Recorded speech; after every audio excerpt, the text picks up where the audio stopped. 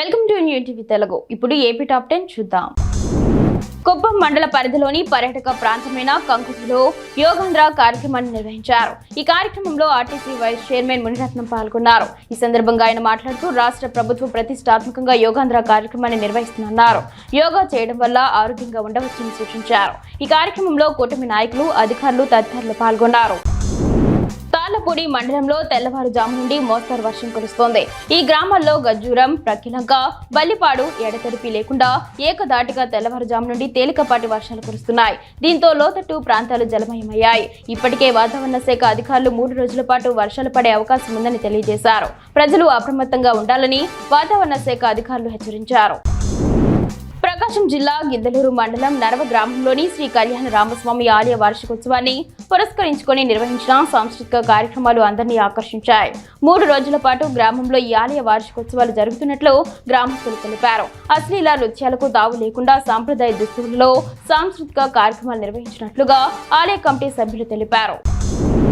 ఏలూరు కాలువపై నారాయణపురంలో వంతెన స్లాబ్ అడుగు భాగం కొంతమేరకు కూలిపోయింది.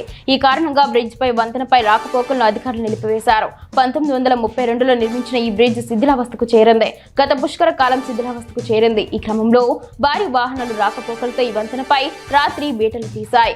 ఆదివారం తెల్లవారుజామున కుంగిపోవడానికి సిద్ధంగా ఉండటంతో ఎస్ఐ సూర్య భగవాన్ ట్రాఫిక్ ను మళ్లించారు.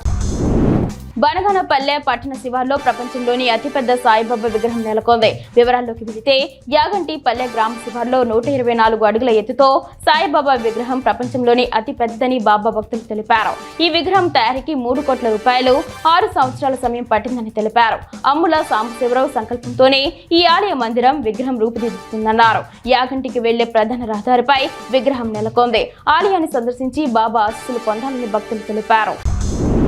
అమలాపురం నియోజకవర్గ వ్యాప్తంగా తెల్లవారుజాము నుంచి భారీ వర్షం కురిసింది. ఉరుములు, మెరుపులతో కూడిన వర్షం పడటంతో విద్యుత్ సరఫరాకు ఆటంకం కలిగింది. రహదారులపై భారీగా వర్షం నీరు నిలిచిపోయింది.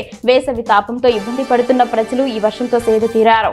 బంగాళాఖాతంలో అల్పపీడన ప్రభావంతో వర్షాలు కురుస్తాయని వాతావరణ శాఖ తెలిపింది. మాజీ సీఎం జగన్ పొదిలి పర్యటన ఘర్షణల కేసులో అరెస్టైన వారిని పరామర్శించేందుకు వైసీపీ నేత మాజీ MLA Chevireddy Bhaskar Reddy Podili police station కు వెళ్లారు. నిందితులను కలిసేందుకు వీల్లేదని సిఐ వెంకటేశ్వర్లు చెప్పడంతో పోలీసులు చెవిరెడ్డికి మధ్య వాగ్వాదం జరిగింది. పోలీసులపై రెచ్చిపోయి వారి తీరుపై చెవిరెడ్డి ఆగ్రహం వ్యక్తం చేశారు. డీఎస్పీ లక్ష్మీనారాయణ అక్కడికి వచ్చి చెవిరెడ్డిని పంపించేశారు. ప్రకాశం జిల్లా సింగరాయకొండ మండలం పాకాల బీచ్ లో యోగాంధ్ర కార్యక్రమాన్ని నిర్వహించారు.